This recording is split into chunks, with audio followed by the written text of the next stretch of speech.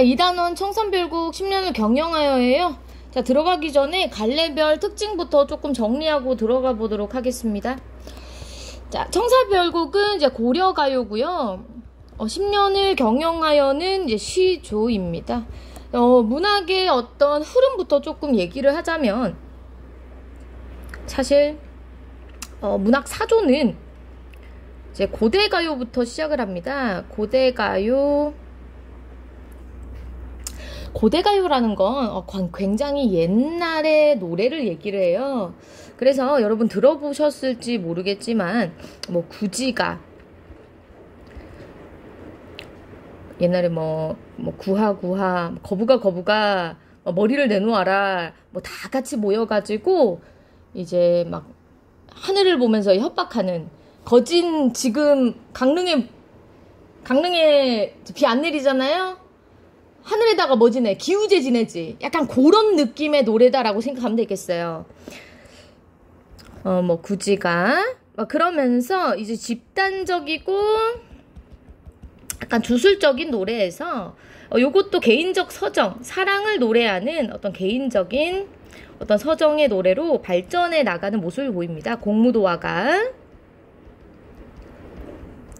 요런 느낌의 것들이 고대가요입니다. 황조가 요것도 이제 고구려의 유리왕이 이제 떠난 화이와 치 그 후궁들을 노래하면서 이제 자신의 마음을 그린 노래예요. 이런 것들이 고대가요.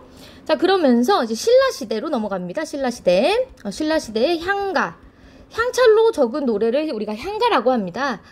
자, 신라시대가 끝나면 이제 고려가 되겠죠. 고려시대에 부른 노래를 우리가 고려가요라고 하고요. 이 고려가요는 평민들의 노래예요. 그래서 사실 이 고려가요, 고려시대의 노래는 크게 두 갈래로 나눠지기는 하거든요. 평민들의 노래인 고려가요, 그다음 귀족들의 노래인 한림별곡으로 나뉘긴 해요. 근데 이 한림별곡은 솔직히 잘 다루지는 않습니다. 이 고려시대 귀족들의 노래인 한림별곡은 사실 그 교과서에서 잘 다루지 않기 때문에 이 이름만 알아두면 된다라고 보면 될 것 같아요. 이 고려가요는 후렴구가 특징인데, 후렴구에 이 경기 어떠하니 있고, 경기 어떠하니 있고, 요런 것들이 이제 반복된다. 이렇게 나오면 한림별곡이다. 자, 그래서 우리가 알아두어야 하는 것은요, 이제 배울 이제 고려가요. 이름이 다양합니다. 고려가요의 노래이기 때문에 여요. 그리고 솔직히 막 사랑, 그 다음에 뭐 되게 이때는 뭐 여러 좀 되게 속된 이야기들을 많이 담았다고 해서요. 남녀 상렬 지사라고 했어요. 그래서 속된 이야기, 소교.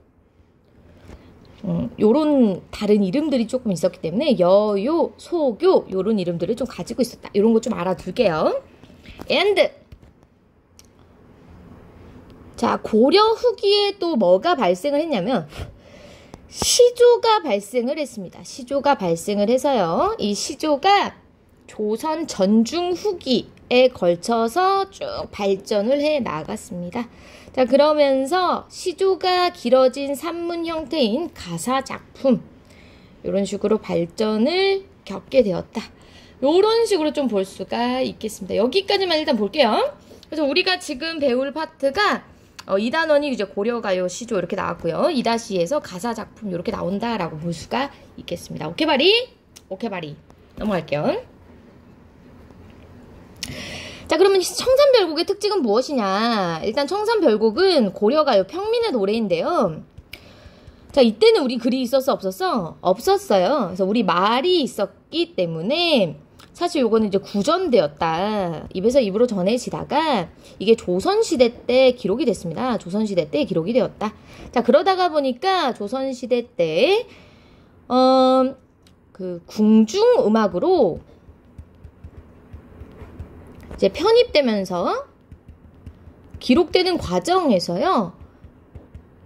후렴구가 약간 추가되는 경향이 있었다라고 볼 수가 있을 것 같아요.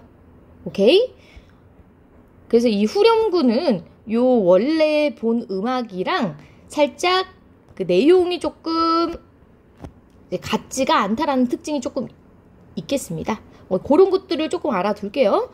그래서 이 후렴구는 내용과 조금 일치하지 않고요. 내용과 이제 일치하지 않고 이 고려가요의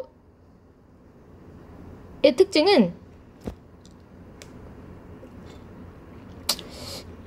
후렴구 자체에서 연을 나눠주기 때문에 분연체 당연히 반복되기 때문에 운율 형성, 그죠?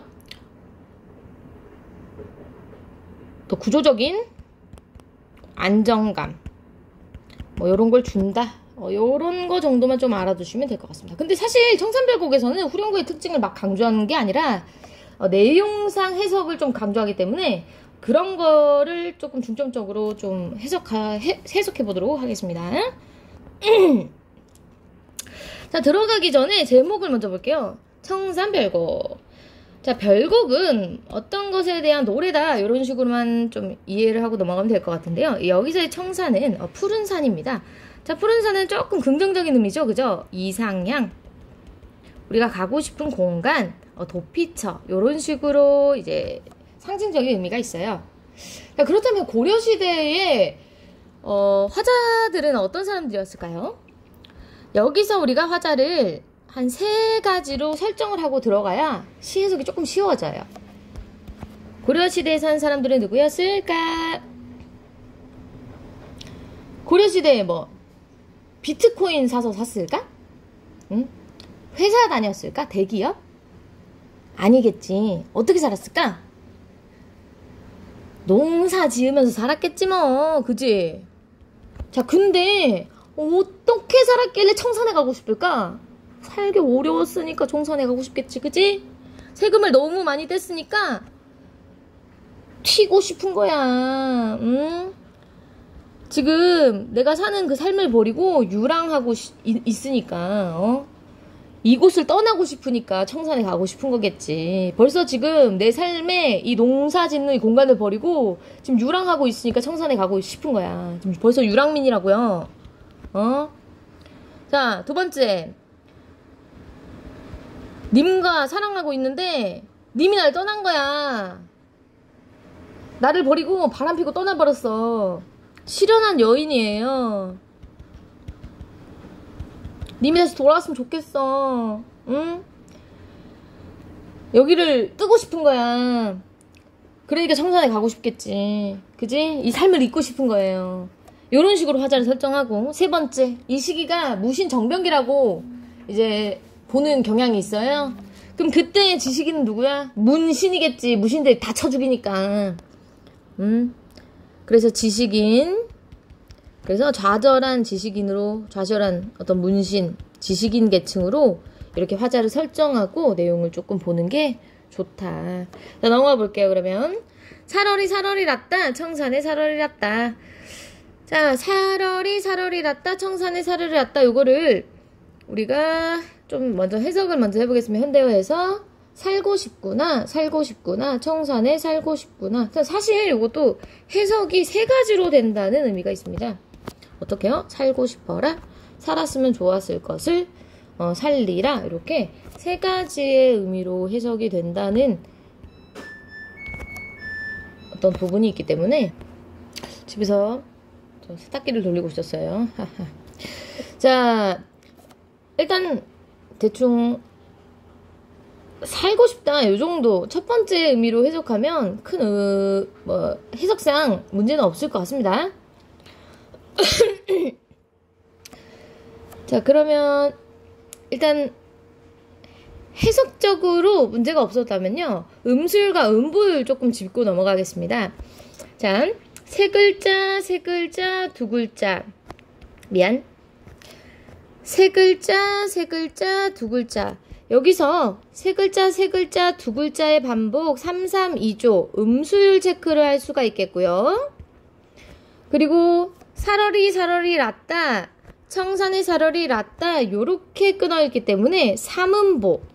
고려가요는 요렇게 삼음보로 끊어 읽는다라는 음보요를 체크할 수가 있어요. 이게 바로 이제 율격이야. 운율, 운율. 시니까 운율 체크해야겠지, 그지? 아, 진짜요? 뒤에 것도 그렇게 끊어 읽나요? 아, 그렇지. 머루랑 다래랑 먹고 청산에 사러리 랐다 요렇게 끊어 읽거든. 아, 괜찮지? 자, 그러면서 지금 AABA 구조도 봐야 되거든요. 살고 싶구나, 살고 싶구나. 자, 청산에 살고 싶고, 청산에 갑자기 튀어나오기 때문에 이것도 이제 AABA 구조, 청산에 갑자기 튀어나와서 AAB 구조로 보는 이제 경향이 있다. 이런 것도 하나 체크를 해 둘게요. 이게 그냥 한국문학에서 이제 종종 나오는 어떤 문학적인 어떤 요소이기 때문에 체크만 해두시면 될 것 같습니다. 자, 머루랑 다래랑 먹고 청산에 살고 싶다라는 얘기는 뭐냐면 요거는 그냥 나무 열매입니다. 나무 열매. 저 인터넷에 검색을 해보면 머루술 이렇게 쳐보면 그냥 그 뭐지? 약간 포도술 같은 게 나와요. 머루가 약간 포도 같은 그런 나무 열매야. 그럼 요거는 이제 소박한 음식이겠지. 지금 벌써 이제 화자가 청산에, 그러니까 산에 들어가서 나무 열매를 따먹고 살고 싶다라는 지금 소망을 얘기를 하고 있다는 거지. 그지? 소박하게 살고 싶다. 왜 그렇게 살고 싶을까? 그거를 곰곰이 생각을 해보셔야 돼요. 첫 번째, 농민이라면 지금 뭔가 나를 뭔가 억압하는 어떤 세금 요런 거에 대한 어떤 억압을 벗어나고 떠나고 싶지 않은가 라고 생각해 볼 수가 있어야 되는 거지. 여인이라면 나를 떠난 님을 이제 생각하지 않고 그냥 산에 들어가서 유유자적하게 해탈해서 아무 생각 없이 살고 싶은 게 아닌가. 좌절한 지식이든 나라를 먹어버린 저 무신 새끼들 있고 그냥 아무것도 생각하지 않고 이제 살고 싶은 게 아닌가. 이렇게 생각을 해봐야 된다는 거지. 오케이. 자, 머리랑 다래랑은 뭐라고요? 이제 소박한 음식이다. 이렇게 생각하면 되겠습니다. 자, 울어라 울어라세요. 자고 일어나서 울어라세요. 그러면 여기서의 울어라 울어라세요. 자고 일어나서 울어라세요. 현대어 해석을 하자면 우는구나 우는구나 세요인 거야. 우는구나 새야 너 우는구나 이거야. 근데 널라와는 너보다입니다. 보다. 이거 비교 부사격 조사로서 너보다 시름이 많은 나도 자고 일어나서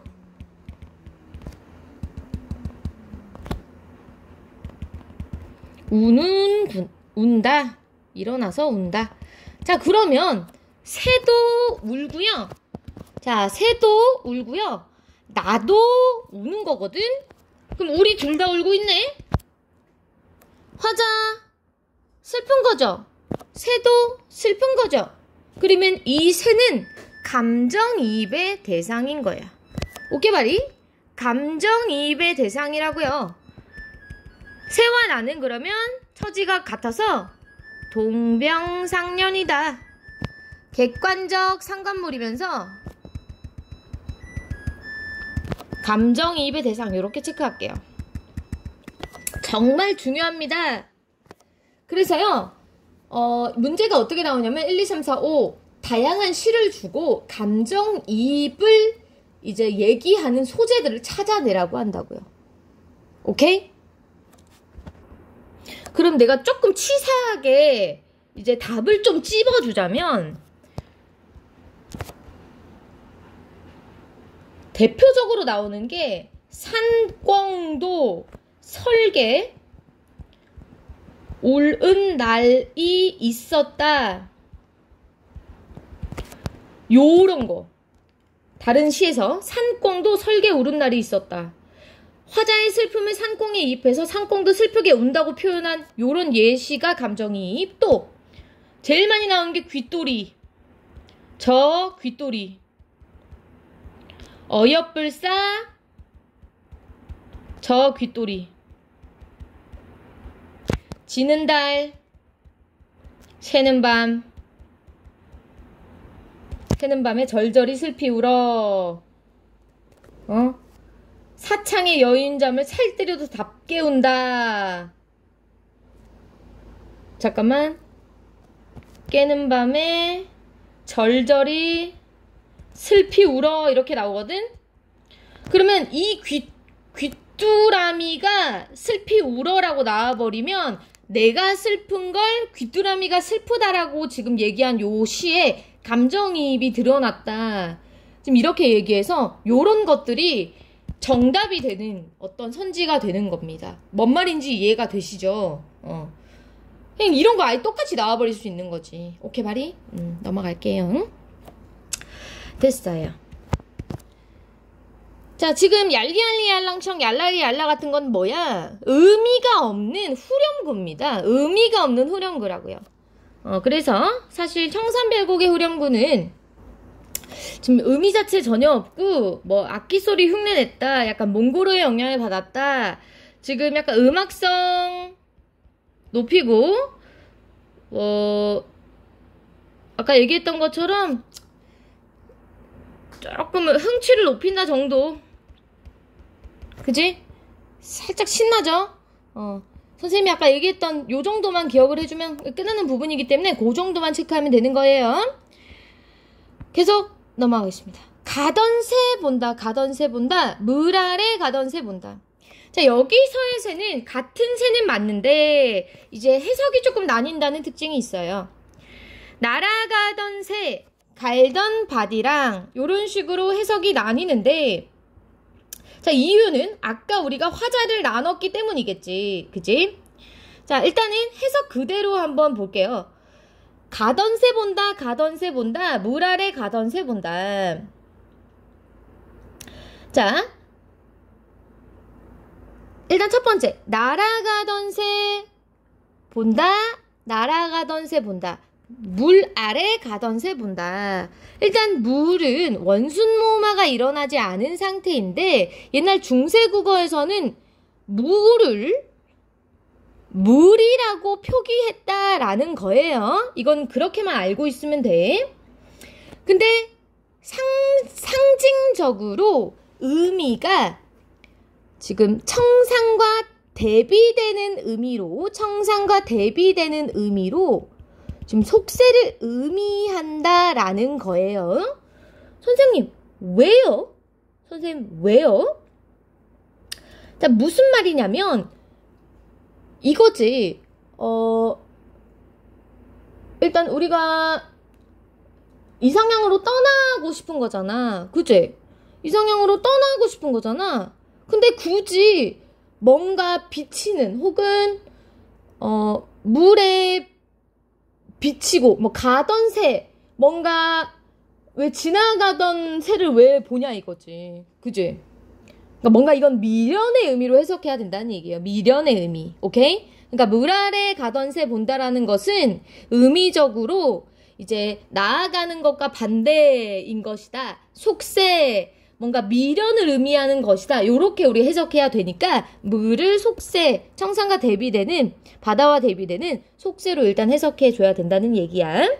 자, 그랬을 때 이 가던 새를 첫 번째, 날아가던 새, 첫 번째 화자의 상실감. 왜? 내가 여인이라면 이 날아가던 새를 떠나는 님으로 해석해버리자고. 그지? 내가 지식인이라면 이 날아가던 새를 뭐 잃어버린 조국 이렇게 해석을 해버리자고.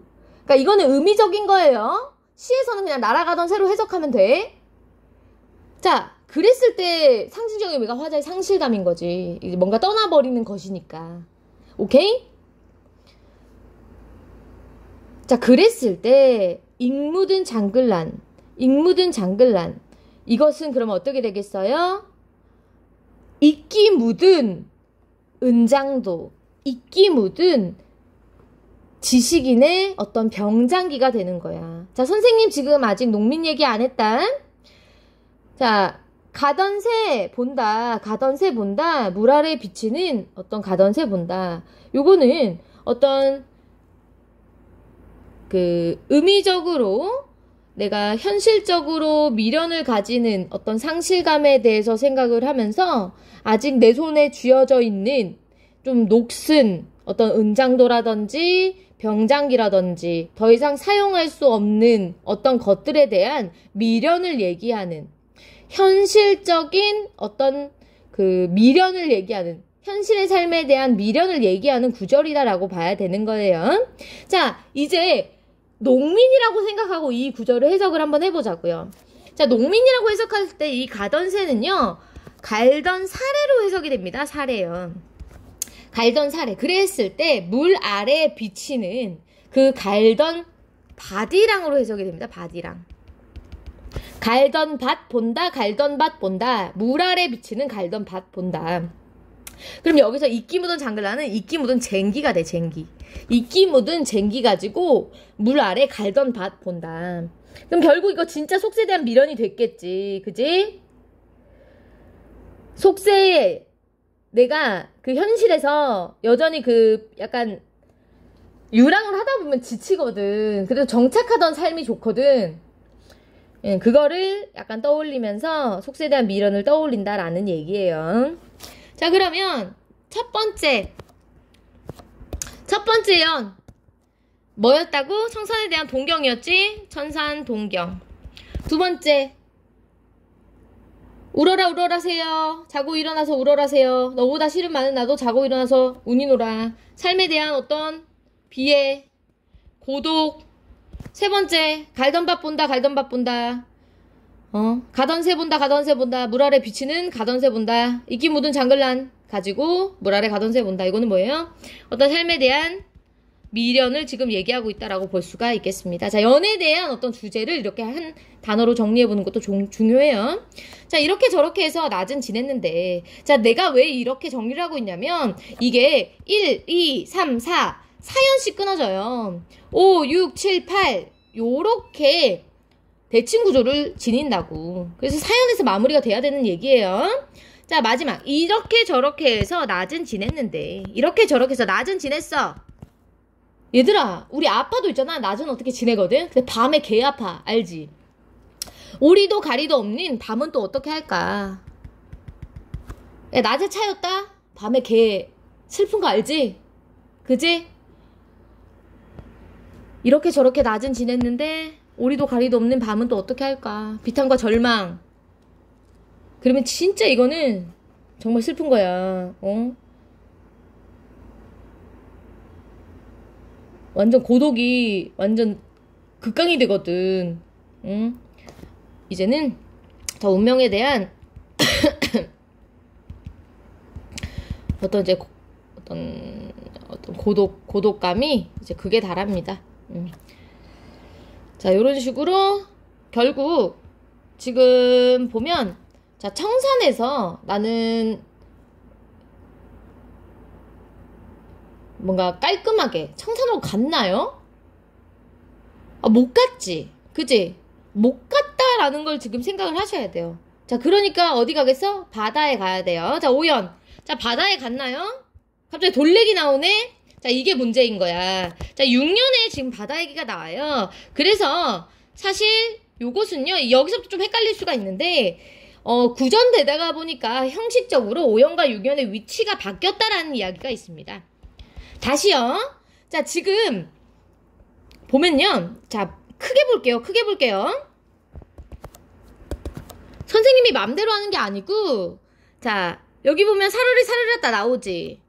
자, 6년에 사르르 사르르다, 바다에 사르르다 나와요. 그러면 1년과 6년이 대칭된다 이거예요. 다시. 자, 원래 1년과 5년이 대칭돼야 되는데 1년과 6년이 대칭된다.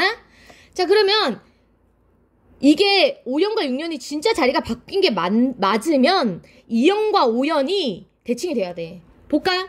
울어라 울어라세요. 자고 일어나 울어라세요. 널라와 씨름한 나도 자고 일어나서 운이 놀아. 자, 운이 놀아 보이지? 운이 놀아. 보여? 아, 그러면 2년이랑 5년 대칭된 거 맞네. 그럼 5년, 6년 자리 바뀐 게 맞다는 얘기예요. 자, 그러면요. 선생님 6연 먼저 해석하고 5연으로 넘어가도 되겠죠? 오케이. 자, 다시 한번 볼게요. 청산에 대한 동경, 삶에 대한 비애의 고독을 얘기하고, 삶에 대한 미련 얘기하고요. 운명에 대한 고독을 얘기하면서, 저 결국 청산으로 갈 수 없었음을 얘기하고 있었습니다. 자, 그럼 유견 먼저 볼게요. 자, 살고 싶구나, 살고 싶구나, 바다에 살고 싶구나. 똑같아요. 청산으로 못 갔으니까 이제 바다에 가고 싶대. 그러면 똑같이 화자의 이상향이 되겠습니다. 자, 나문제랑 구조개. 이거는 이랑 이렇게 해석하면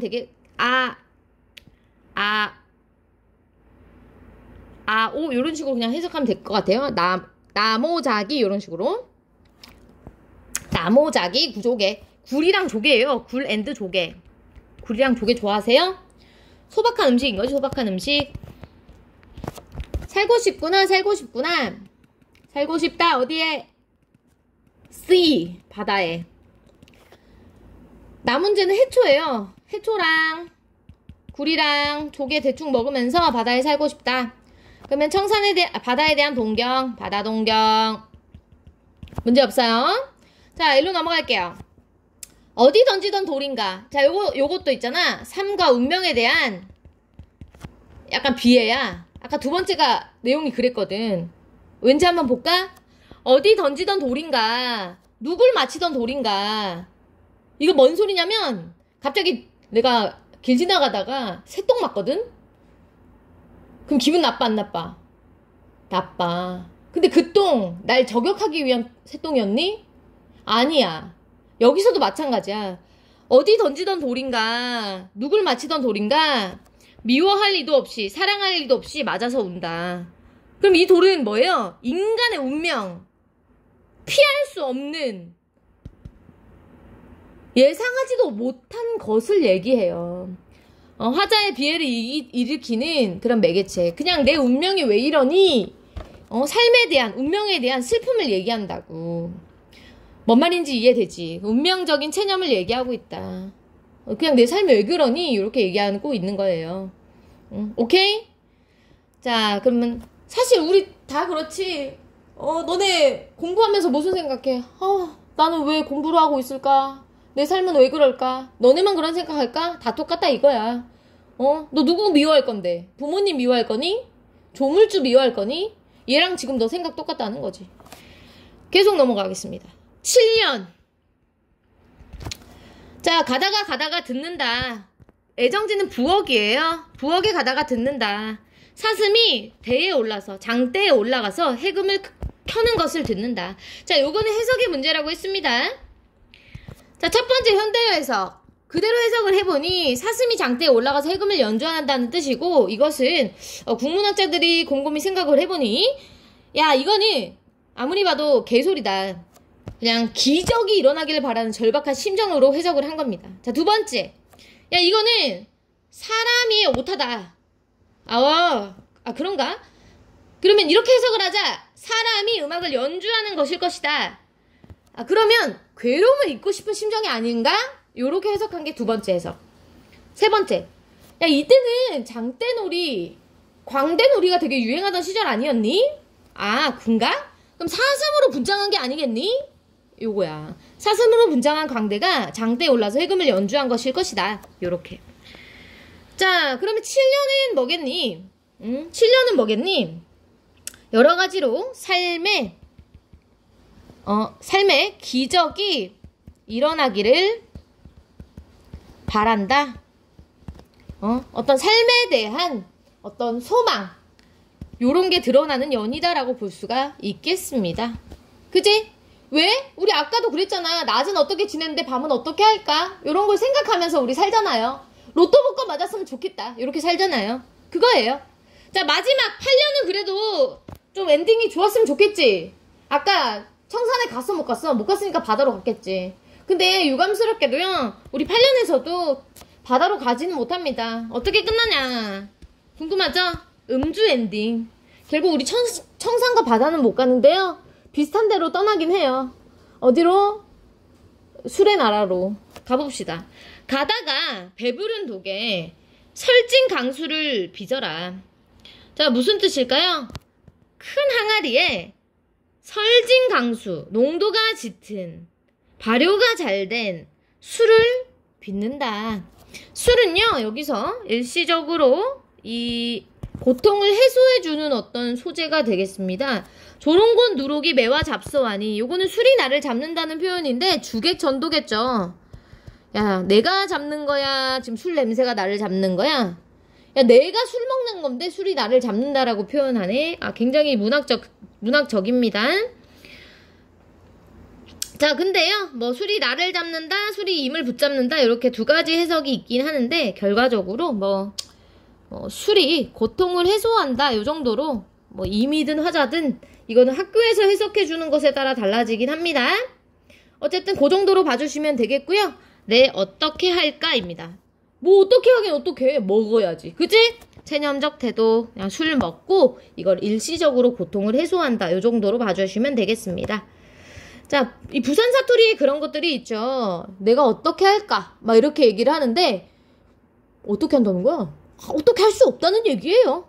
무슨 말인지 이해가 되시죠? 오케이. 얄리얄리얄라 숑 얄라리얄라. 끝이 어떻게 끝난다? 음주 엔딩이다. 자, 청산에 갔다 못 갔다? 못 갔다. 너무 슬픕니다. 자, 결국 나를 붙잡았다, 임을 붙잡았다, 두 가지의 해석이 있다 정도 봐주시면 되겠고요. 자, 이 청산별곡은 이 해석이 여러 가지로 해석되는 만큼 너무너무 재밌다 라고 볼 수가 있겠습니다. 이 정도로 볼게요. 자, 뒤에 10년을 경영하여, 요게 오히려 해석을 못하는 친구들이 너무 많아. 하지만 두 가지만 해석하면 알 수가 있어요. 어느 거? 경영하여의 뜻. 두 번째, 초려의 뜻이에요. 자, 볼게요. 자, 10년을 경영하여 초려 삼간 지어내니. 자, 내가 왜 이렇게 읽었냐면 사음보 4번 끊어 읽기 때문이야. 나 한 간 다란 칸에 청풍 한 칸 맞춰두고, 이렇게 4번 끊어 읽고, 강사는 들일 데 없으니 둘러두고 보리라. 4번 끊어 읽고요. 글자 수는 3, 4, 4, 4.